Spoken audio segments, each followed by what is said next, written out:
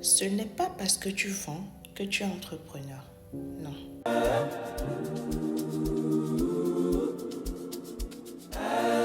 Bienvenue dans Startup Flash, toujours votre hôte Mpisa Capran. Aujourd'hui, notre thème est de savoir la différence entre un entrepreneur et un commerçant. Oui, la différence entre un entrepreneur et un commerçant. Parce qu'aujourd'hui, tout le monde sur les réseaux vend quelque chose.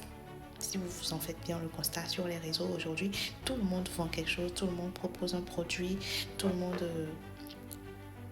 monde vend un produit. Ouais. Mais est-ce que vendre suffit pour dire qu'on bâtit un business? C'est ce que nous allons découvrir ensemble aujourd'hui dans notre épisode de Startup Flash. Nous allons voir ensemble la différence entre entrepreneur et commerçant, c'est-à-dire ce qui les différencie. Nous allons bien évidemment voir aussi leurs points communs parce qu'il n'y a pas que des différences, il y a aussi des points communs et surtout comment passer de l'un à l'autre parce que oui, il est très important que quand nous faisons quelque chose, que nous pensons évolution, que nous pensons croissance, que nous pensons grandir. Alors en un, nous allons voir les divergences.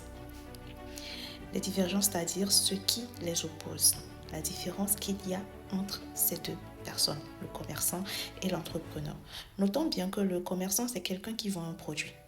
Okay? Le commerçant, il vend un produit, contrairement à l'entrepreneur qui construit un système. Oui. Le commerçant vend un produit. Il propose un produit, il vend un produit, tandis que l'entrepreneur, lui, il construit un business, il construit tout un système. Voilà.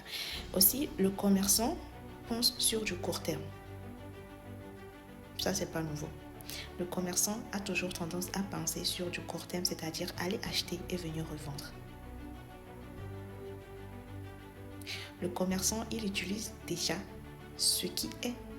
Il utilise ce qui est déjà disponible. Il va, il achète, il vient, il te propose, genre il te revend. Tu achètes, ça finit, il va, il achète encore, il revient, il te revend. Voilà. Contrairement à l'entrepreneur qui pense sur du long terme. Marque, vision et croissance. Marque, vision et croissance.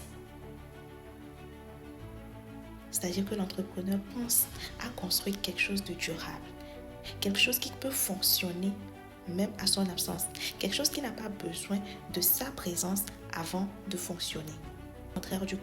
Contrairement au commerçant dont le business dépend de sa présence. Alors pour conclure, je vais ajouter ces mots. Vous savez, il n'y a rien de mal à être commerçant. Il n'y a rien de mal à être commerçant. Mais si vous voulez aller loin, vous devez penser à évoluer, vous devez penser à grandir. Alors pour cela, vous devez vous poser les bonnes questions. Est-ce que je